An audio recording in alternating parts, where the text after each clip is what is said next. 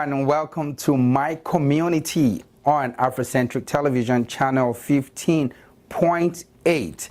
We have a show here that revolves around the African community in Texas and by extension, of course, the United States.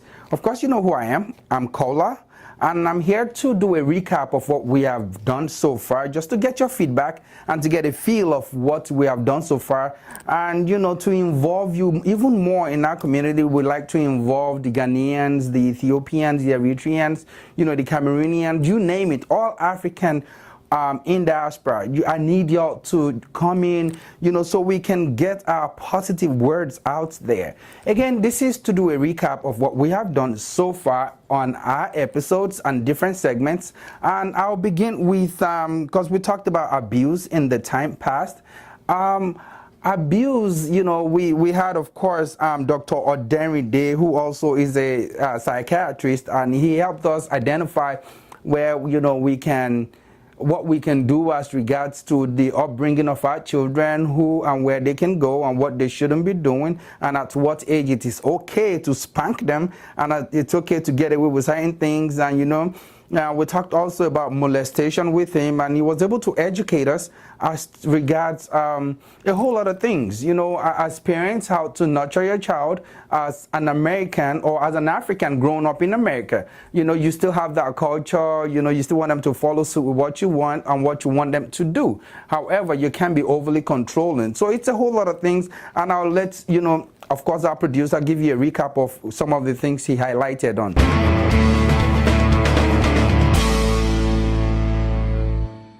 Okay, welcome back to our show, My Community on Afrocentric Television. Here with us today is Dr. Victor Oderinde.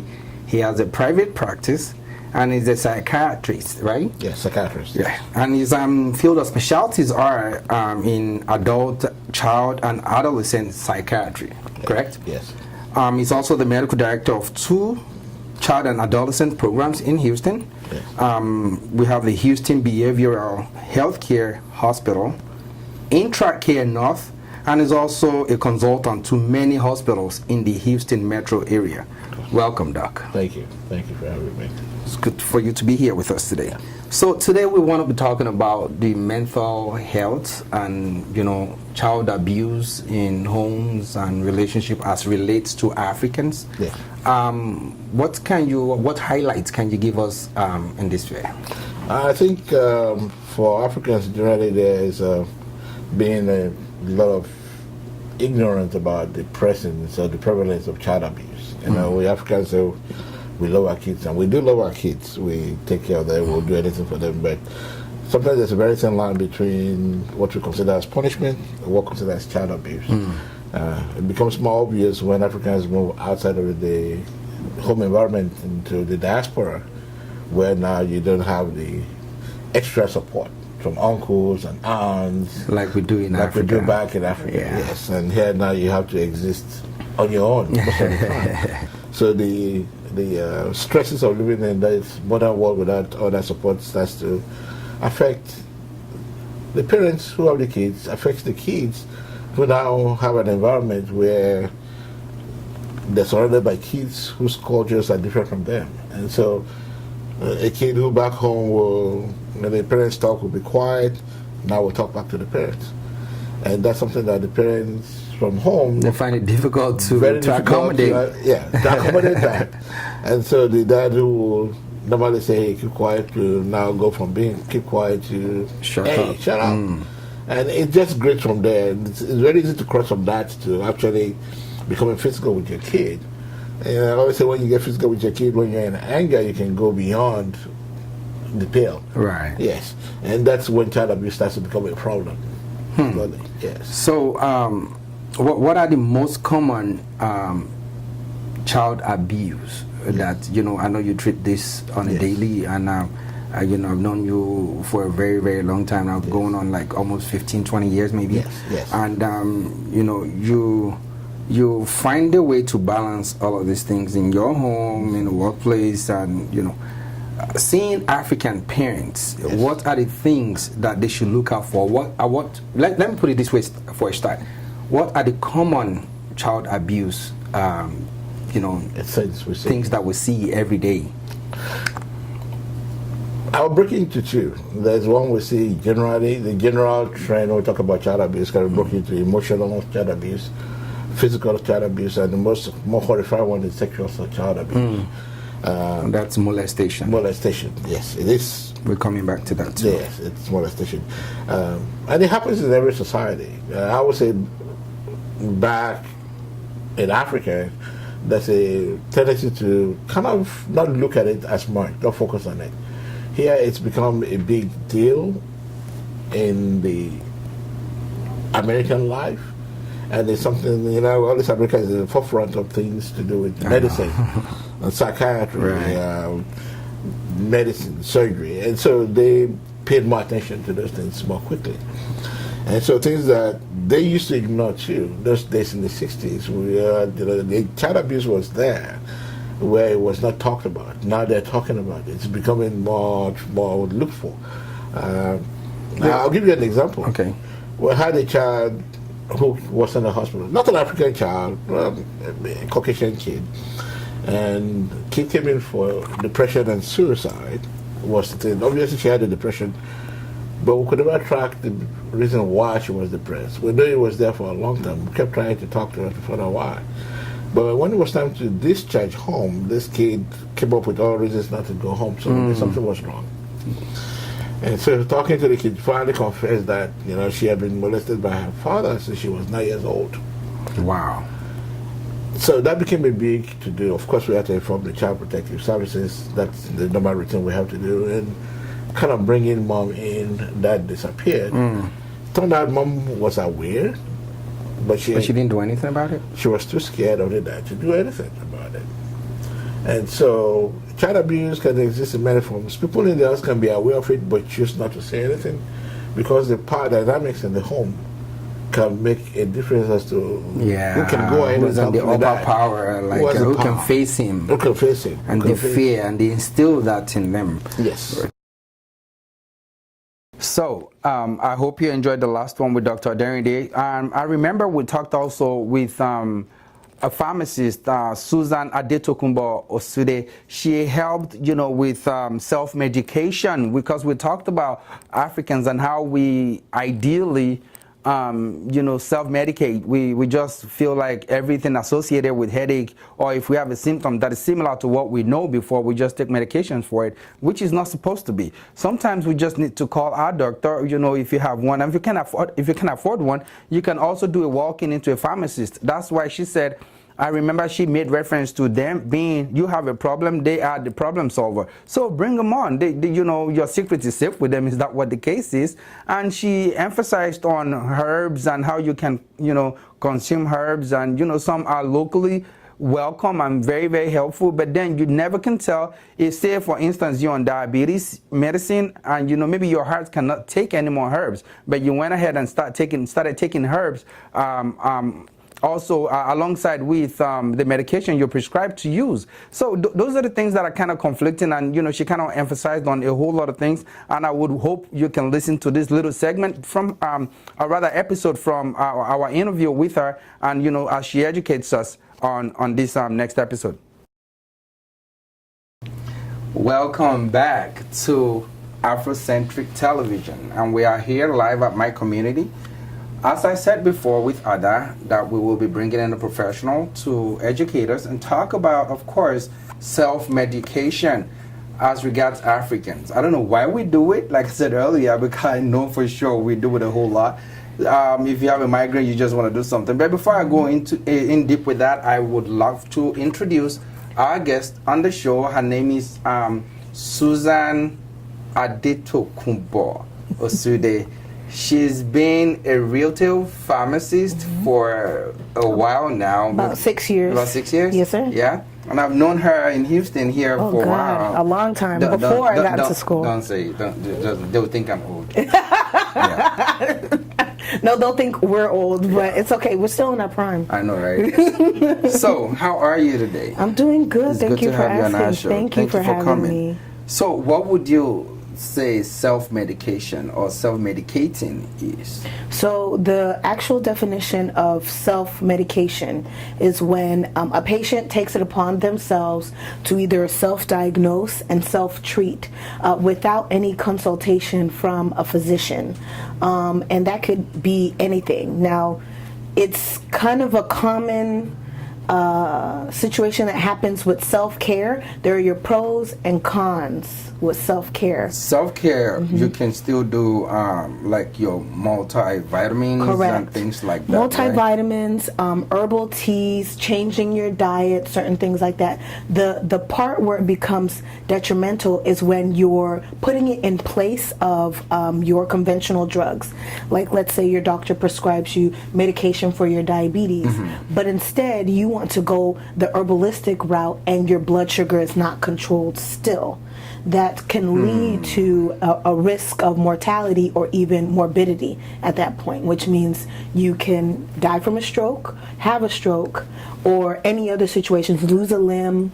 It becomes serious. Wait. Slow down. I'm slow slowing it, down. I'm slowing it. So you're saying if the key ailment here is diabetes assumption, right? Right. You're diagnosed for having diabetes, and then your doctor prescribed a certain medication. Correct. Right?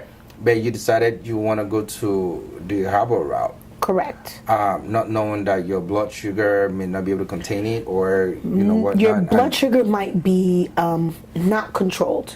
It'll be elevated, which can cause certain health risks, heart risks, vascular risks, where you can end up losing fingers, limbs, things to that extent. And we're just using an example with diabetes. Because diabetes, is common amongst Africans also, because most of our foods are like very starchy, food and high carbs and all of that, exactly. Right? And now, and I heard you mention stroke.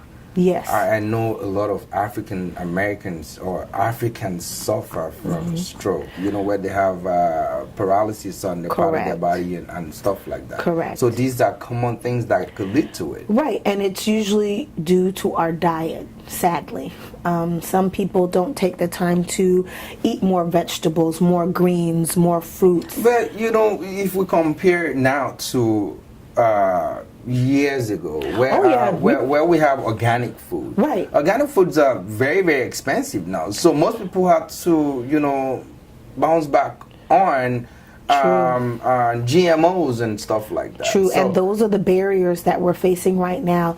Lack of money, cost of drugs, cost of food.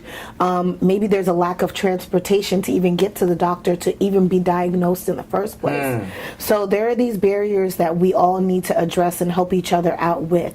There is nothing wrong with growing your own fruits and vegetables in your own backyard. Now we're starting to see a lot of our parents and even some of ourselves take that route of local farming just within their small backyard. There are plenty of YouTube videos for people to watch on how they can even get started on their own gardens, to produce their own food, so that way they're not, going to the grocery store to buy tomatoes or broccoli or things like that. So a few days ago, I remember my children and I were just, I asked them to cut me some oranges. So opening up these oranges, there weren't no seeds in it, right? True. So my take was, okay, this is genetically modified. You're correct. There's no seed. How can a fruit that comes out of a seed have no seed? Then how do you plant this one? So it's re-engineered. Well, you can go to Lowe's or Home Depot and they have a pack of seeds for 75 cents. That's where you start. If you can plant that, right? If you have 3/4 in your pocket, you can make it happen. I like that. Welcome back once again, and I hope you enjoyed the last one on self-medication. I remember also we talked about one of our segments. We invited one of our young entrepreneur from Nigeria, Mr. Adebola Williams, and he was able to, shine the light on moving back to Africa. If you want to do something, you want to volunteer, you want to work in Nigeria or any other part of Africa, you want to do something, you want to give back to your community back in Africa. He gave us some insight as to how you can go about it and how you can actually get your words out even to the people in authority. So that way, you can leverage on the existing platform that he has, as long as you're able to communicate with them regarding what you're trying to achieve in Africa. And, well, don't let me go too deep into that, because I would love for him to talk a little bit about what he had done based on what we interviewed him on our segment. So hold on for him. Hello and welcome back to my community on Afrocentric Television channel 15.8. I hope you've been enjoying our segments so far. On this last segment, we are interviewing one of Africa's finest, I would say, Mr. Adebola Williams. He is a Nigerian media entrepreneur, a journalist, a political consultant. He is the group CEO of RED. He co-founded and runs RED Africa, Africa's largest portfolio of youth media brands, which includes RED Media Africa, Statecraft Inc., The Future Awards Africa, and whyniger.com. Welcome, Mr. Adebola. Welcome to the show. Thanks for having me, guys. So, I know for sure that you do not like to be called a political activist, Yes. rather a consultant. May I ask why? So I say that I would rather be referred to as a citizen, because we all have a responsibility to question status quo, a responsibility to hold to account those we have put into office to manage the resources of our nations, a responsibility to get on the street and protest when we need to, a responsibility to know our leaders in the different, levels, your councillors, your representatives, your chairman, before you even get to governor, but you're a member of House of State Assembly, then your National Assembly rep, and they know their responsibilities so that you can ask questions and make demands with guidance. I appreciate. I'm so sorry. Yeah, go ahead, please. So for me, not being called an activist is because I say to you that the things I do are the things that every citizen should do. So it's my concern as a citizen, my responsibility to myself, my community, and my generation. So when you call it an activist, you make it sound like a thing that you have to be qualified to go there. You have to do something to be there. No. You were just basically, there was a fire, there was a cause, and we went after it. So I know you did talk about who needs to be spoken to as regards doing stuff in Nigeria. But one of the things that I know for a fact, again, the Nigerians don't do is, if anything goes wrong, they will say Buhari or whoever the president is. And I remember I'm sure that was you, about some years ago, you started something with a hashtag, enough is enough. So we did it here. I, myself, Shegun Gele, and a few other guys here in Houston, we came out en masse, and we right around Houston, and we did that. But one thing I know for sure that Nigerians don't do is they don't know who to hold accountable for. So they say Buhari before you sound anything. They say Buhari. Can you break down that hierarchy, that chain, where maybe they can reach out to their counselor and how they could go about it, or their state rep, the chairman of the local government, before they even get to the state governor and the federal level? Can you give an insight as to how Nigerians can go about that in hierarchical level? I think you really be first to be curious for knowledge, to want to know. So to Google, to check the news, to check the papers. It's all there. Who are my reps? Who is the rep for this local government? Who is the chairman? Then if you check it, if you live in Sweden, you find out that the chairman really just lives about 10 minutes from you. And he's a normal human being. He either goes to church or mosque. He goes to parties in that area. He doesn't have as much security as a governor, so you can access him much more easily. There are many things. But I find that many times the problem is that people are not even paying attention. People are not committing themselves enough to the hard work of research. People are not even paying attention at all, even when there's no hard work of research. If people want to volunteer in Nigeria, would you advise they go as individuals or a group? I mean, if people want to volunteer Nigerians, I think India is fine. People go backpacking to Brazil, to India. Come on, guys. Taking risks. Do you understand what I'm saying? Yes. Yeah. So I think that it's fine. If you want to, anyway, it's fine. So what advice do you have for someone in the diaspora that wants to go home? One, be curious about the continent if you want to go home from diaspora. Two, know that there should be a cause. You should be driven by something. Like, I need to fix this. I need to get this done. Let there be a clear cause. Three, build relationships. People you meet here from Nigeria, people you meet anywhere who are Nigerians, build relationships. It will help you go far in life. Come home, come and explore. 2 weeks, 1 week, the taste is in the pudding. Come and see, come and experience.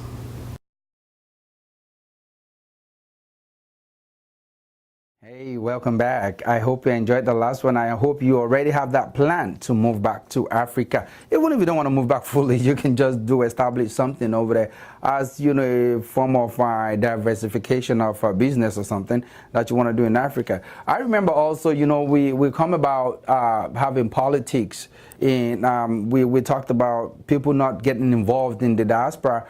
They just don't want to get involved in politics, and they forgot in that there's power in numbers, and there's a whole lot of us here in the United States. And so we invited our guest speaker, Professor Omor Osagie, and he was able to shed a whole lot of light, in fact, to some extent that I have never heard before, on some of the things that we can do to be involved as Africans in diaspora, and even to run for office, and even to contend back home in Africa. So but don't let me take too much away from you. Like I said, I would like for Professor Osagie to educate us some more based on what we talked about, of course, in one of our previous segments. Welcome back to My Community on Afrocentric Television, channel 15.8. As we mentioned before we went on break, would like to welcome our guest speaker today, Professor Patrick Omor Osagie. It's my pleasure being here. Welcome. Welcome. So, Patrick Omor is a history and political scientist from University of Ife. Yes. And I'm a lecturer at Chicago State University on African American Studies. A former lecturer. A former lecturer. Yeah. Okay. And it's also a friend of Afrocentric Television. Yeah. So welcome to the show. It's really my pleasure being here.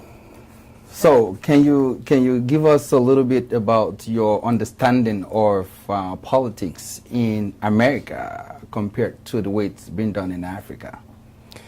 Oh, well, that's a huge package you've given me to unfold here. But really, politics is the way we live. That's really a definition. Everybody is a political animal. That's the way we put it. So there's very little difference with politics in America and politics in Africa. Now, when I say very little difference, but there's this difference that you can always point to.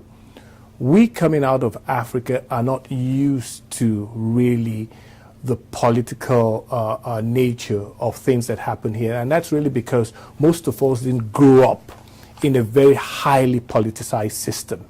Where, a lot of African countries have always had upheavals of problems politically, military regimes and all that. So we don't have that culture.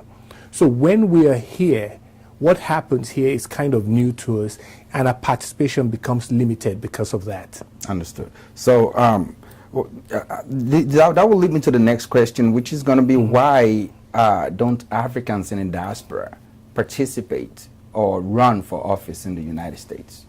First of all, the reason that most of us are here is really for a better life. So that's the first thing we pursue.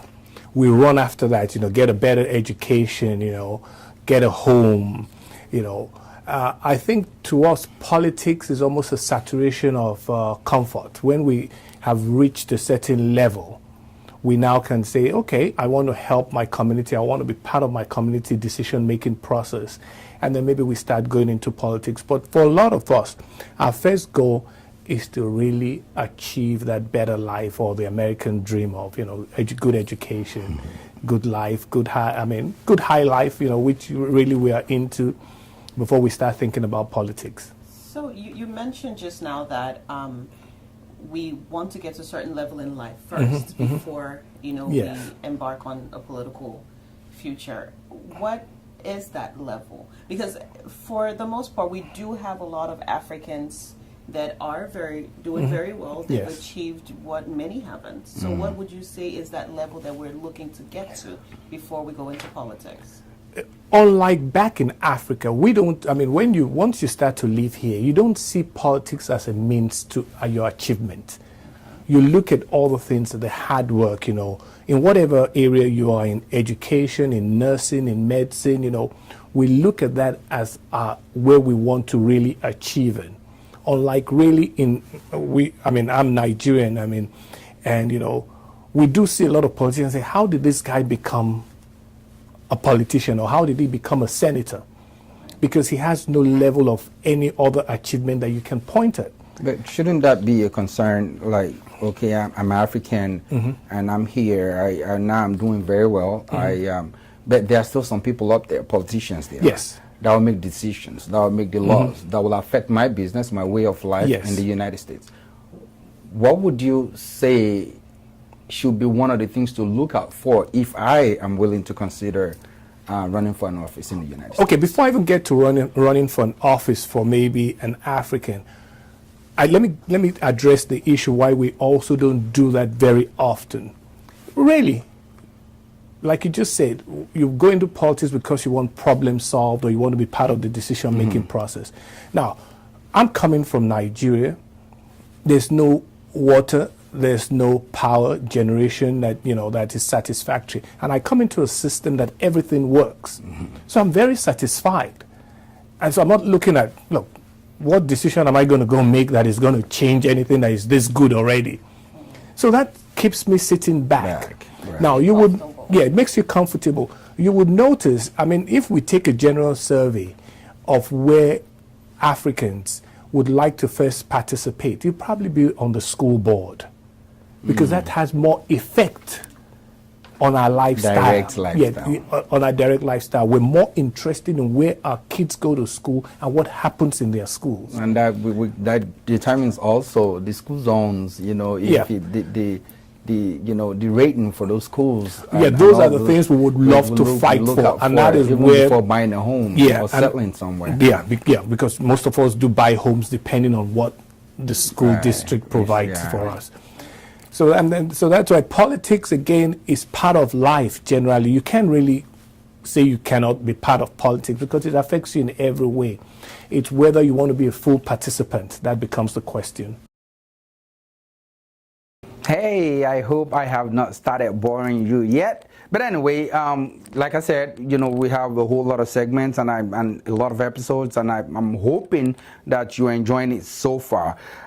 We talked about Valentine's. I remember vividly, we talked about relationships and how people can get together, because Ada and I actually we touched based on a whole lot of things, that couples do, or boys and girls do in their relationship, and how I took my girls out and how my wife took my boys out, for Valentine and all of that. There was a whole lot of things, but there's one thing struck out that day that Dr. Ade spoke about, our style doctor, of course.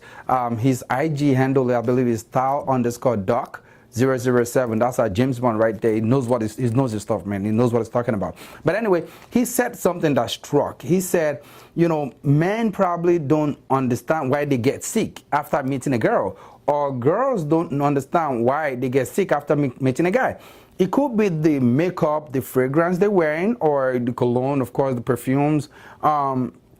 It could be any of those chemicals that the other party is allergic to, and they react to it not knowing. So it's always best to check ourselves. And you know, you go down on somebody and they started, you know, something, you know, erupted from there, and you will feel like, oh no, this person is just not, no, that's not the case. It could be one of the things they're wearing. So I would allow us to listen closely to what the Style Doctor had to say, because it's Lovers Day. You want to enjoy it and you think you're all there. And I remember Oge also talked about what we need to wear as evening wear and places to go, you know, that are for cheap. You know, when you're talking about Houston on the cheap, that's what we're talking about right here. You know, we're able to do a whole lot that day, and I was glad that I was a part of it. So, but again, don't let me take you away from what they said. Let's leave it to the professionals to talk about and educate us on, you know, events like this. So I'll let Dr. Ade take it away. Thanks, Adan Kola. This is Dr. Adewumi, and on this health segment, we're going to be talking about what's pertaining to this month of February, which is Valentine's, and what we should be mindful of. This is the time of the year when you have new lovers that are trying to get to know each other, trying to impress. You have wives, husbands trying to go the extra mile to do something special for their partners. And so we have several things that we have to keep into account. The first thing, as for the young lovers, is to know your status and to be safe. The STD rate in the United States right now is on the higher side, and it's been steadily increasing. If you are meeting someone for the first time or kind of new in the relationship, please know your status. If you're going to be engaging in any kind of sexual activity, a lot of people carry chlamydia without any symptoms. Some people may have had gonorrhea, had mild symptoms in the past, but not sure if they're still carrying it. There's several STDs out there. Please be mindful and check your status. Also, this is the time that people try to impress with gifts.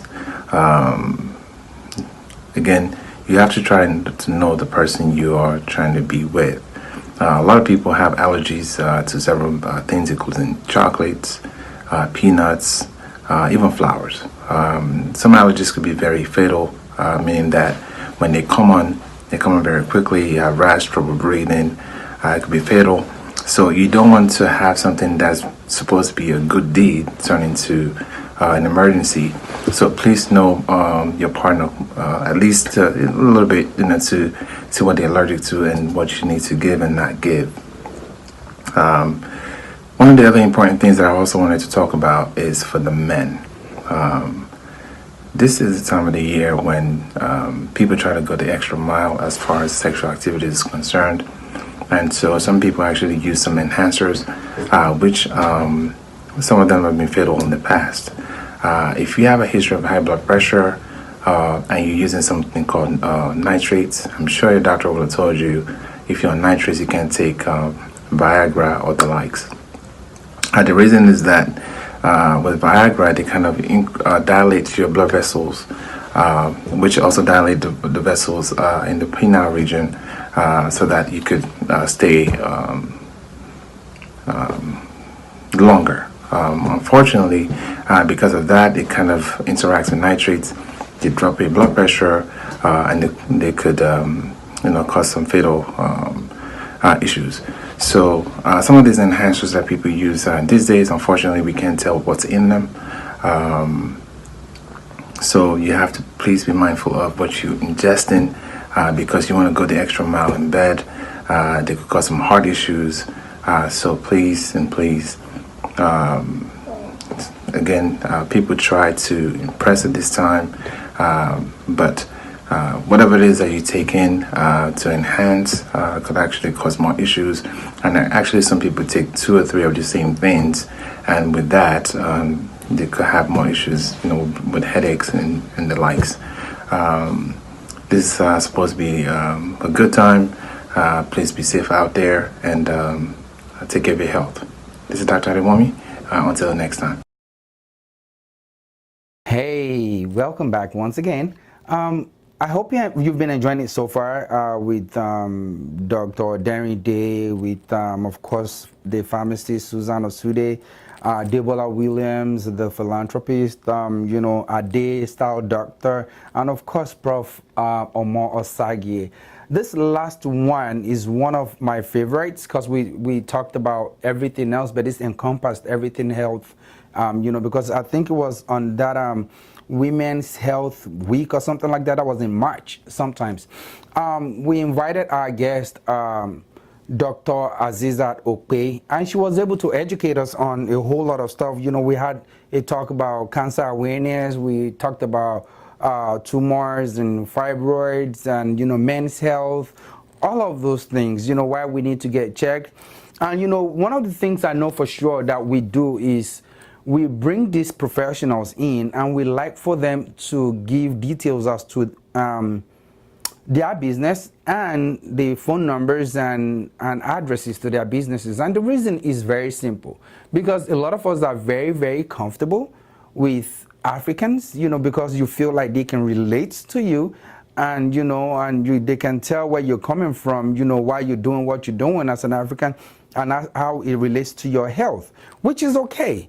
But don't let me take too much away, because she had so much to talk about when it comes to women's health and men's health and, health in general. And I'll leave that for and to Dr. Okpe to take us on.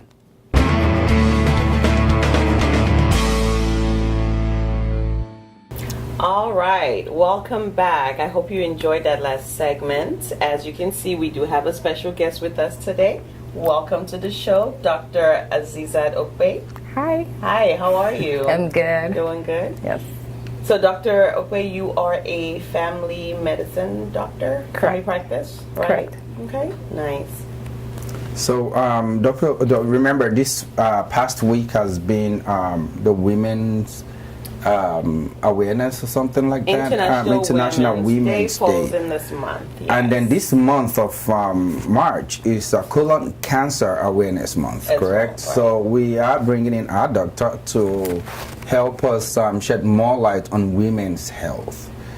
Yeah. So welcome to the show, Doc. Welcome to the show. Thank you for having me. You're welcome. Well, do you mind telling us a little bit about you, Dr. Okpe? A little bit about your practice. How long have you been in the industry?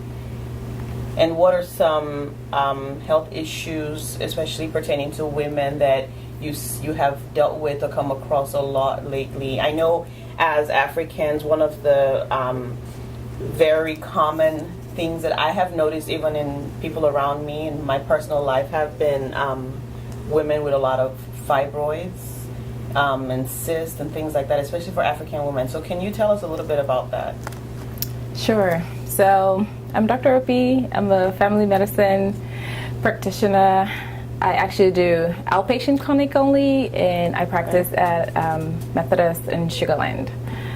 Being in the industry would be like years now, because I was initially a pediatric nurse for a few years before going back to medical school and residency, the whole 9 yards. So I lost count. But that So being you're very said, seasoned then. I can say so. Yeah, I can say so. Right. I can say so. But so I guess we can start just generally women's health, right?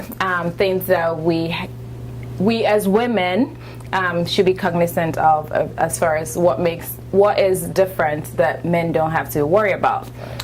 First to be Especially in African women. Correct. So we'll just, like, if you don't mind, start generally and then kind of tailor it to African women. Absolutely, however you want to do this. Yeah, I mean, women is women. Right. And so I think first of all, the most common one that most women know about, that we all know about, will be breast cancer. Right. Being Africans, we have this belief that, oh, it's not in my family, it doesn't happen to me, and so we don't really want to think about it or talk about it. But I think in the bare minimum for women, be aware that there are very few cancers that we can actually prevent. Okay. Meaning we do have tools to catch them at an early stage, breast cancer being one. And like everybody knows, the mammogram. It's been a blessing to the industry. We've been able to catch a lot of cancers at pre-cancerous stages and what have you. It can be bothersome for some people because like every year I have to get a mammogram. Right. But if you can prevent it, why wouldn't you, right? Prevention is way better than cure anyway. Right. Exactly. And I heard they're pretty painful. No, I wouldn't use the word painful. I'll use the word uncomfortable. Okay, so uncomfortable. okay. Exactly. Okay. But I mean, I always tell people, would you rather that few minutes of having your x-ray of your breast, which is basically what it is, and it's getting better. Now we have 3D. It's less pressure.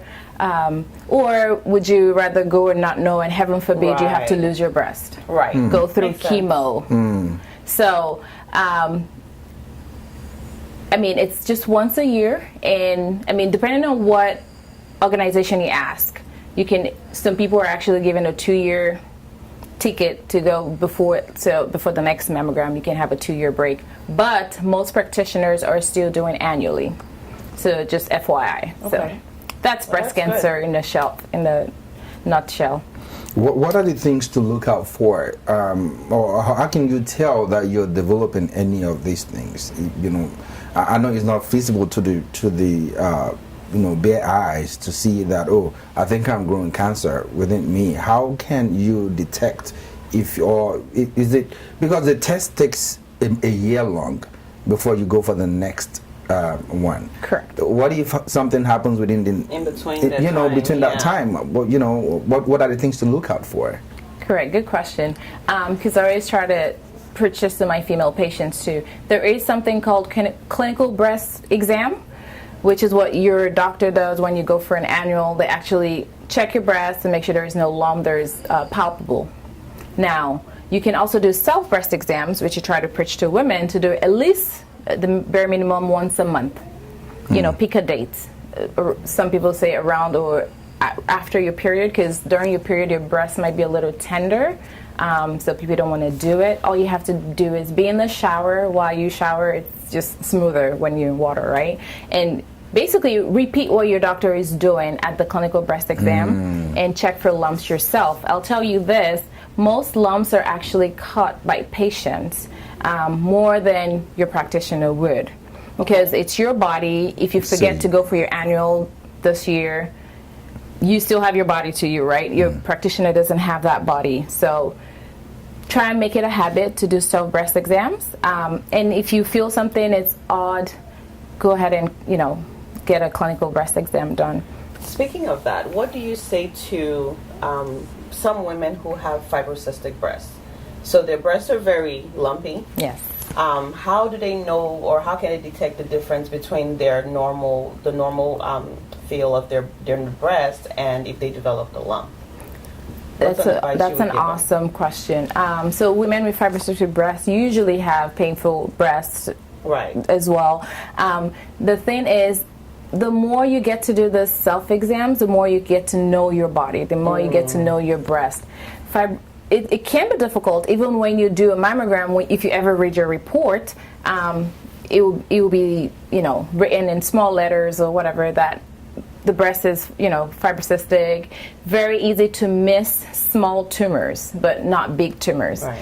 The other thing is, while you're doing the exam, you notice that the fibrocysts are usually regular. They're pretty much, you can tell them from, usually tumors are a different shape. It feels harder. Right. The fibrocystic breast usually is rubbery. Right. So when you're rubbing over it, it's like a bit mobile and stuff like that. So the more you're used to doing your breast exams, the easier it will be for you to catch something that's that's different. So exactly. definitely self-breast exams are very, very important. Yes, ma'am. Very important. More so for women that are younger than 40, Right. because we technically don't start doing mammograms until 40, except you have a family history or of having breast cancer at a young age and stuff like that, which is the reason why we always say at least have a primary practitioner. People always say, I'm never sick, I'm a well person, but these are the information that you discuss with them. Oh, my mom had breast cancer at 42, when should I start checking? Right.